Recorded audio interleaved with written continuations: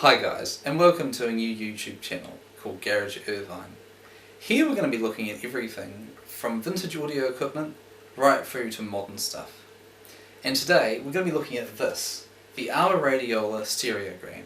I'm going to show you around it, how it works, and I'm going to show you the inside of it too. So let's go have a look. The stereogram can trace its roots back to the gramophone.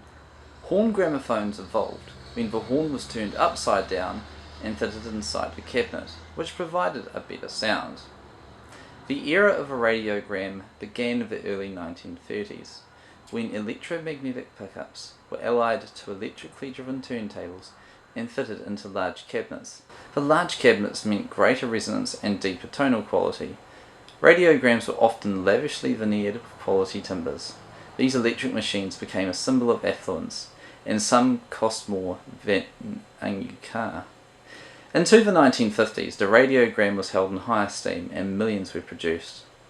In 1958, stereo records appeared. The original monophonic radiograms were not ideal for adaptation for stereo use.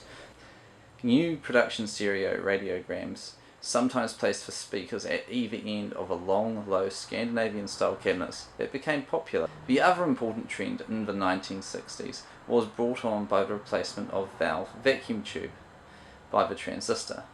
So now we're going to look at the display panel. Now the our Radiola has a really neat trick, and that it hides its display panel behind these sliding wooden doors. So you open them up, and there is all the controls for the unit. So to turn it on, you flick here, and it lights up. You get this nice backlit station selector here. Now it of course has a record player, a radio, and it even has an input for tape, so you can attach something like a reel-to-reel. Okay, so it has an AM radio only because we're in New Zealand and we didn't have FM radio until about 1980. So get radio and you get AM radio.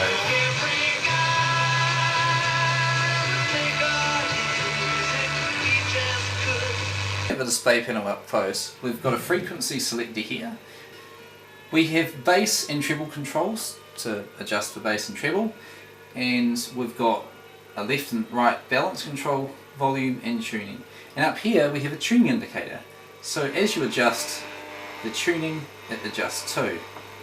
So at the top of the item there are two compartments. On the left there is a space to store records, and on the right is a record player itself, neatly hidden away. So, the record player is a Garrard Automatic 3000, and this is pretty typical of old stereograms made in New Zealand. Most of them have a British-made turntable in them of some description. So, we're going to play some music now, and it's going to come off of this wonderful album of the National Band of New Zealand. That isn't a deliberate link to sell New Zealand to you, it's literally the only record I actually have.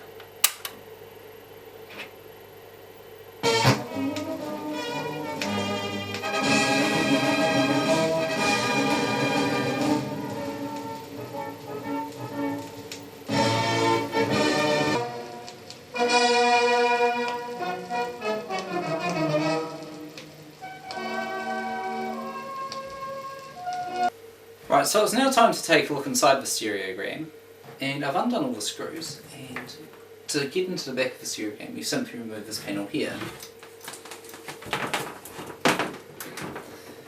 Right, as you can see there's a very large space inside. So inside the stereogram you can see that there isn't an awful lot to it. There's just two speakers and some small electronics. Mostly, it's just a lot of space. Now, the negative is that it takes up quite a lot of room in your living room. However, the positive is that because it has such a large chamber back here, it gets great bass response. This has some seriously bassy sound, almost to the point where you might think there was a subwoofer in here, which of course, as you can see, there isn't.